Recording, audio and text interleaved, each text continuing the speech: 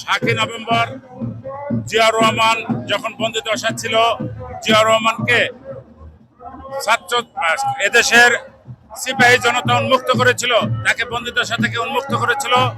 এবং তখন বিজয়ের যে কীর্তন সারা বাংলাদেশের মানুষ অধীর আগ্রহে অপেক্ষা করেছিল জিয়াউর রহমান কখন ফিরে আসবে, এবং তিনি এসে বাংলাদেশের সাধারণ মানুষের সাথে এক হয়েছিল, দেশের নেতৃত্ব দিয়েছিল এবং বাংলাদেশের রাষ্ট্র ক্ষমতায় অধিষ্ঠিত করেছিল। বহুদলীয় গণতন্ত্রের প্রবক্তা জিয়াউর রহমানের এইখানে এই দেশকে নেতৃত্ব দেওয়ার অন্যতম কারণ 7 নভেম্বর বিপ্লব ও সংহতি দিবস। ওই দিনই তিনি উন্মুক্ত হয়েছিল, ওই দিনই জনগণের কাতারে চলে এসেছিল, জনগণের নেতৃত্ব দিয়েছিল। সিপাহী জনতার ঐক্যবদ্ধ আন্দোলনের মাধ্যমে জিয়াউর রহমানকে মুক্ত করেছিল। এদেশের জনগণ বুক পেতে জিয়াউর রহমানকে ভালোবেসেছিল। বিএনপি যদি ক্ষমতা আসে, ইনশাল্লাহ বিএনপি ক্ষমতা আসবে, কারণ আপনারা জানেন দেশনায়ক তারেক রহমান বাংলাদেশের মুক্তিকামী জনতার কাফেলার অগ্রপথিক।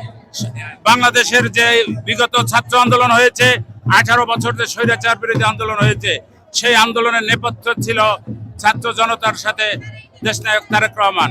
এবং তার একটি কথা যে বাংলাদেশকে শোষণমুক্ত করব আমরা, বাংলাদেশের শাসক হব আমরা, কিন্তু সেই শাসন হবে গণতান্ত্রিক শাসন ব্যবস্থা, যেখানে সবাই অধিকার ফিরে পাবে।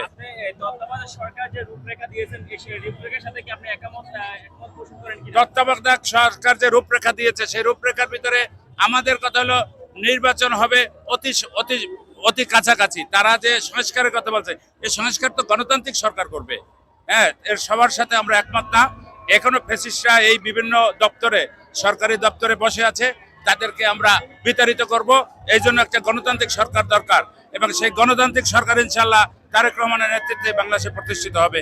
এদেশের জনগণ ভোট দেবে, ভোট হবে দিনে, রাতে কোনো ভোট হবে না। এটা তারেক রহমানের কথা, বাংলাদেশ জাতীয়তাবাদী দলের কথা, খালেদা জিয়ার কথা।